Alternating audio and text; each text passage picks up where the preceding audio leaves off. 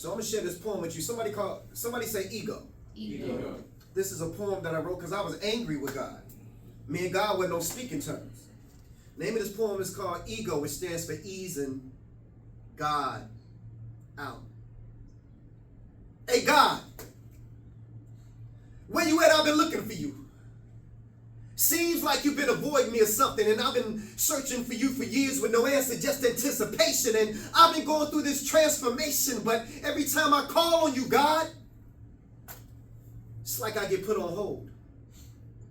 And they say that you hear all and that you see all, but seems like you ain't never available, God, when I call.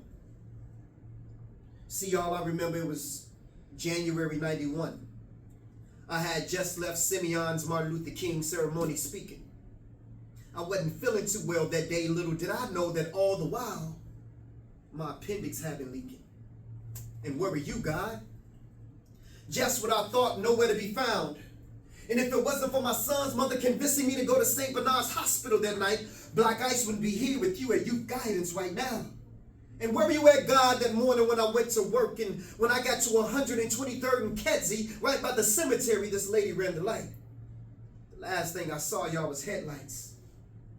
A 3-car collision that almost took my life. But where were you, God? And where were you at, God, when my mother was stricken with cervical cancer? She's been going to the Kingdom Hall, serving him since before I was born, and we both called on you, and you still didn't answer. Come on, God, this is my mother. Tyrone, tell me, is this how he treats all his sons and his daughters? And where were you at, God, that day my son died? I sat there at the University of Chicago and watched him come back twice. You could have intervened. You could have saved his life, but where were you, God?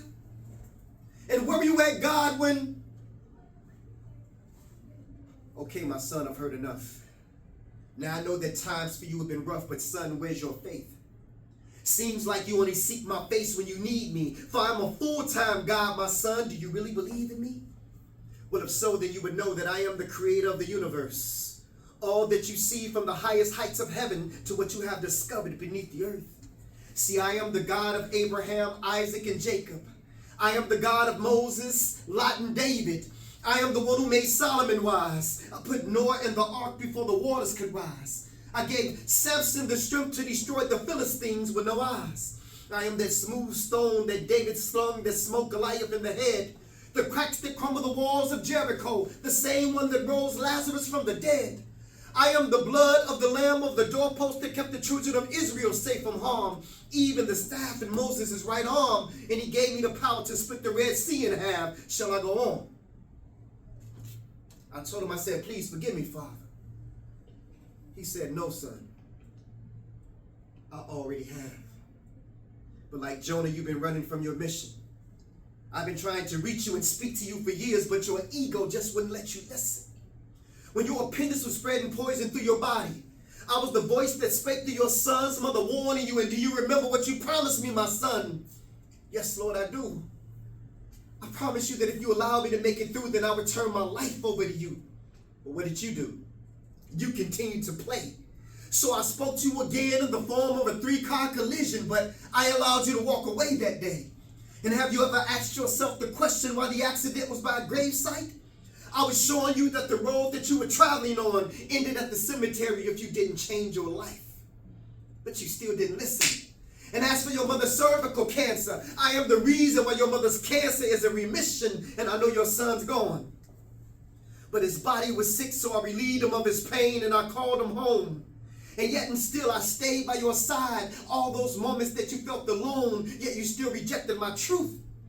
If you only could have put your ego to the side and listened to all those whom I sent to you. Lord, you mean to tell me all the while I was waiting to hear from you? You were sending me messages through all those whom I rejected? Yes, my son, this is true. And the key, instead of focusing on the guides, submit to the truth that you find inside. For Satan is the one who subtracts and divides, but my God is the one who adds and multiplies. I'm telling y'all, he opened my eyes. And so to those of you who can't accept the truth, because your ego won't allow you to accept who the truth is coming through, take this as a lesson. Because God just ain't using these pastors today, because asking some of these pastors questions is just like asking blind men for directions. But it's the truth that counts. And in this case, my ego just wasn't my ego. But my ego was easing God out. That's that piece, y'all. I got a question. That piece right there, sis, tell me what you was thinking about that piece right there when you were listening to it. Me? We gonna go down and y'all want to start in the beginning? Y'all want to start first? What y'all want to start with? It don't matter. Okay, we'll start with you. That was true. Yeah. Appreciate that.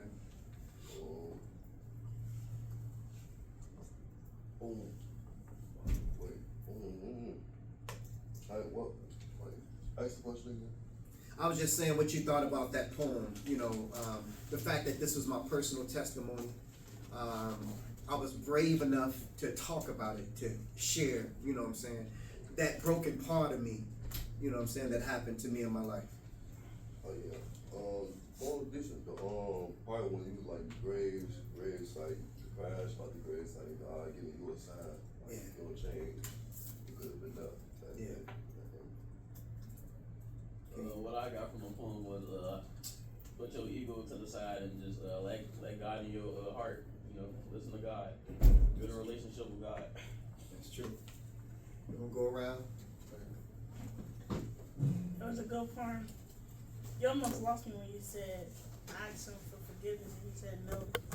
But then you kept going, you said, I already did. I was gonna say, God is a forgiving person, so that made no sense, but.